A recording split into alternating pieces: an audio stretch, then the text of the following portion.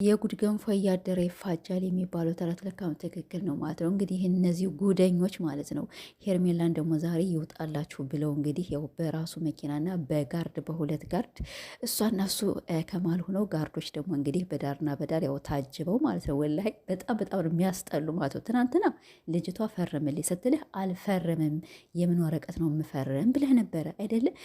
ሁለተኛ ደግሞ ፈረንጆ ከአንተ ተሽሎ በቃ ፍታትኝ ልታገባት ነው ስትለው ሲልህ ማለት ነው። አዎ ሲልህ በጣም ተናደ ነበር፣ በጣም ተበሳጭተ ነበር። እና የራስ ግን እንደዚህ እየተንዘላዝር የራስ ግን ከማንም አህያ ውሽማ ጋር እንደፈለክ እየሆንክ የሰማንያ ሚስትህን መጀመሪያ በቃ ፍታተኛ እኮ እንደፈለግ ከሆንም ብለናል አይደለ? ተፈቅዶልሃል እንኳን እኛንና በነገራችን ላይ እኔ ማንንም አልሰማ ብለሃልኝ እና ካልሰማህ ልጅቷ ወረቀት ምናምን ነገር ይዛ እየዘዎች ሰሆነ እሷንም ደግሞ አስሬ የምን ወረቀት ነው ሩታ ይሄ ወረቀት አያልቅም ወይ እየተባለች ሰው እየሳቀባትም ወይም እንግዲህ ሰው መነጋገሪያ እስከሆነች ድረስ እሷ በቃ ከአንተ መላቀቅ ከፈለገች መፋታት ከፈለገች በቃ ፍታትና አንተ ከዚያ በኋላ ከምትፈልገው ሰው ጋር ሆን ማለት ነው። መጀመሪያ ግን ልጅቷ ምን አንተ ትናንትና እንደዚያ ስትል የነበረ እኔ ብቻ ነኝ እንጂ መኖር የምችል በኋላ ትጎጃለሽ የምትል ኧረ እባክህ ሴት ልጅ ያኔ ባሏን ፈታ መኖር አትችልም እንዴ? ድልቅቅቅቅ ብላ መኖር ትችላለች ከአንተ በልጣ ማለት ነው። ግን የሰማንያ ወረቀት ይዛ ያው እንደፈለገች ልትሆን እንደፈለገች አትሆንም። የሰማንያ ወረቀት ይዛለች እና ምንድን ይሄ ሰማንያ ስላላት ስላልተፋቱ እናንተ እንደፈለግ ከውሽሚት ጋር ከዚች አህያ ጋር ማለት እንደፈለግ እየተሽከረከርክ ደግሞ ዛሬ ይውጣላቸው ብለህ ጋርድህን ቀጥረህ እኔ ጋርዶችን ደግሞ የታገኛቸው ቢስሚላህ ረህማን ወላ ላዚም ጨልል ነው የምትሉ ቲክቶክ ላይ ጨልል ነው የምትሉ እና አብርሻው ወደየት እንደሚሄድ አላውቅም። ሰላም ቤተሰቦች እንዴት ናቸው? እኔ ደህና ነኝ አልሐምዱሊላ። ዛሬ ደግሞ እንግዲህ ውሽሚትና አቶ አብርሻው በቲክቶክ በራሱ ፔጅ መጥቷልኝ። እሱ ምንድን ነው የመጣ እንግዲህ በጣም ያው ስለምናዳ ያው እሱ ደግሞ በሚያመጣው ቪዲዮ ነው የሚሰደብ አይደለም፣ አስተያየት እየሰጠ ነው እንጂ ደግሞ ስድብ አይደለም። እኛ እኮ እኛን አንተን ለማናደድ አስል ሞራንም የለም። ለምን ብትል የምናሳድጋችሁ እኛንን የምንጥላችሁ እኛንን።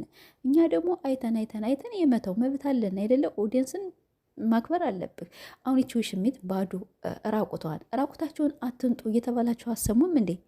እና በጣም ነው የሚያስጠሉ፣ በጣም ነው የሚደብሩ። አብርሽም ምን እንደነካው አላውቅም። እሱ እንግዲህ እኛን ሊሰማንም አልቻለም፣ አባቱንም ሊሰማው አልቻለም። ሁለተኛ ትናንትና መሮታ ነው እንደዚህ በቀደምነት ለእናት ለአባት ክብር የለህም ስትለው ነበር። ይሄ ምንም ክብር የለውም፣ ክብር የሚባል ምንም የለው። ድሮ እኮ ያከብረን ነበር ድሮ እንዲሁም ሰውና ሰው ሲጣላ ያስታርቅ ነበር።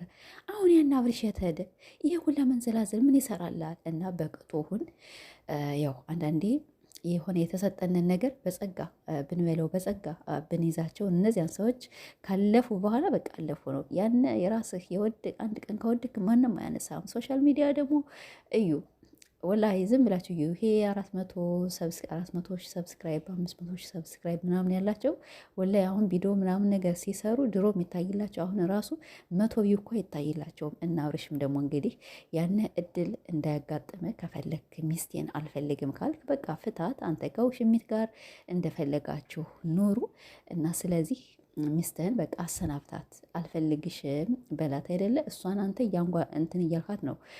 ወረቀት ይዛ ፈርምልኝ ስትልህ አንተ ደግሞ አልፈረምም። ከዚያ በላይ ንቀትህ ማለት ነው። አትናቅ፣ የልጅህን እናት አትናቃት ማለት ነው። ሩታ እንደው በጣም ብዙ ፈላጊ ያላት በጣም ብዙ ምንድን ነው አሁን 80 ስላላት ያው ከማንም ጋር ላትመጣ ትችላለች፣ ወይም እሷም ሌላ ወንድ ላቲስ ትችላለች።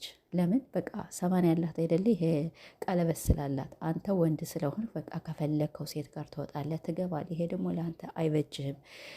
ምንም ነገር የሚጠቅም ነገር የለም። ይጎዳሃል ማለት ነው። ለአሁን ለእኛ ለማናደድ እኛ ወላሂ አንናደድም፣ ምንም አንበሳጭም። እና ያው አግባት ማለት ነው ውሽሚትን በቃ እኛም አንፈልግም። ሩታም አልፈልግህም ብላሃለች አይደለ? ስለዚህ አንተ እሷ አልፈልግም ካለች ምንድነው እንደዚያ ከፍ ዝቅ የምታረጋት ማለት ነው። እና ቤተሰቦች ያው አትናደዱ። የዛሬው ቪዲዮ ደግሞ የመጣው ደግሞ በጣም ይደብራል፣ በጣም ያስጠላል። ያም ሆነ እኔ እንጃ ምን እንደምል ብቻ አላውቅም። እኔ አብርሽ የት የት እየሄድ እንደሆን ሰው ሁላ እየጮኸበት ነው። እናት አባቱም ያገሩ ልጆችም ፈረንጅ እኮ ከሱ ወላሂ ድርታ ሽሎ ማለት እሱን ሲመክረው ጉድ ጉድ ጉድ ጉድ ቱ